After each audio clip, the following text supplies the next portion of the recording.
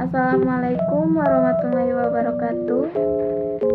Perkenalkan, nama saya Rahma Fitri Widiatama Umairo dengan NIM 23220015, program studi S1 Keperawatan, mata kuliah Kewarganegaraan, dosen pengampu Dr. Hendra Sudrajat, SH, MH.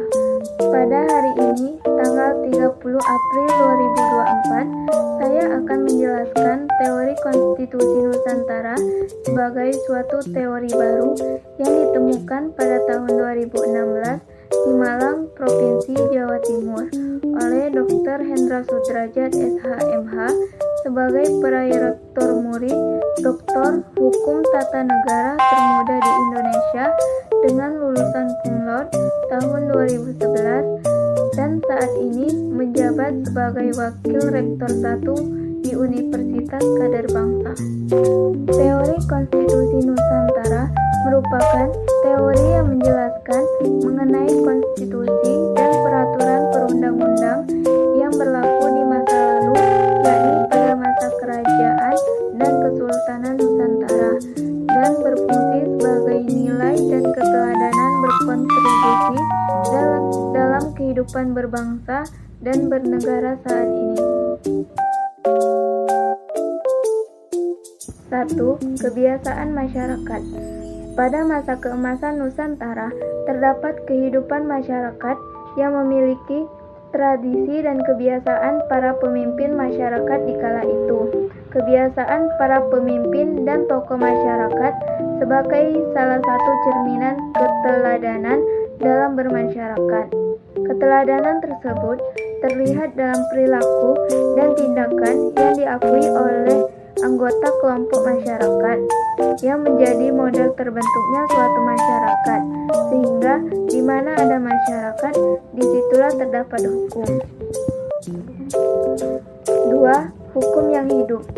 Keteladanan yang muncul dari kebiasaan yang baik para tokoh masyarakat, kemudian melahirkan hukum yang hidup, yang sebenarnya menciptakan hukum tidak tertulis dan hukum yang tertulis.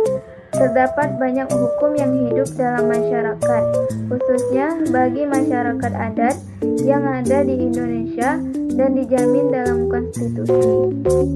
3. Kekuatan pemimpin.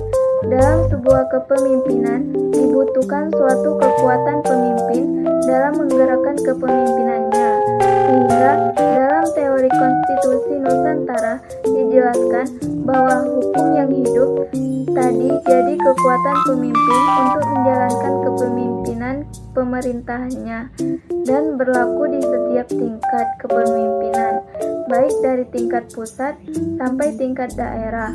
Kekuatan pemimpin akan melahirkan kebijakan publik yang dapat dirasakan masyarakat secara 4. Konstitusi negara. Teori konstitusi Nusantara menjelaskan poin penting dari suatu konstitusi adalah materi muatan konstitusi, sehingga konstitusi negara berfungsi untuk mengatur tatanan bernegara, termasuk untuk membatasi kekuasaan negara, mengatur distribusi kekuasaan negara. Konstitusi negara terdiri dari konstitusi tertulis dan tidak tertulis. 5. Kewilayahan Nusantara. Teori konstitusi Nusantara memberikan penjelasan bahwa kedudukan kewilayahan Nusantara sangat penting. Penjelasan kewilayahan Nusantara sama artinya dengan kedudukan kedaulatan negara. Hal ini memberikan pemahaman secara umum bahwa negara terbentuk dari sebuah wilayah dan kedaulatan masing-masing negara, di samping berasal dari rakyat dan pemerintah, sehingga kewilayahan posisi keilmuan penting untuk memperkuat posisi negara. Menurut Dr. Hendra Sudrajat, SH.MH, sebagai dosen kewarganegaraan, menjelaskan bahwa dari segi kewilayahan di Kota Palembang terdapat wilayah Ilir dan Ulu, yang sebenarnya dari segi konstitusi Nusantara merupakan kajian ketatanegaraan Nusantara yang perlu dipahami oleh generasi kini dan mendatang. 6. Struktur negara. Struktur negara dalam pembahasan teori konstitusi Nusantara merupakan struktur dan pembagian kekuasaan seperti kekuasaan legislatif, kekuasaan eksekutif, dan kekuasaan yudikatif. Struktur negara ini bekerja untuk memaksimalkan organ-organ negara dalam menjalankan kekuasaan pemerintahan negara. Menurut Dr. Hendra Sudrajat SH.MH sebagai dosen kewarganegaraan menjelaskan bahwa pada masa kerajaan Sriwijaya terdapat prasasti Telaga Batu yang salah satu isi penulisannya tentang struktur ketatanegaraan di masa pemerintahan kerajaan Sriwijaya. 7. Legalitas konsensus. Teori konstitusi Nusantara menjelaskan bahwa konsensus legality atau legalitas konsensus merupakan kesepakatan antara pemimpin dan rakyat dalam suatu negara.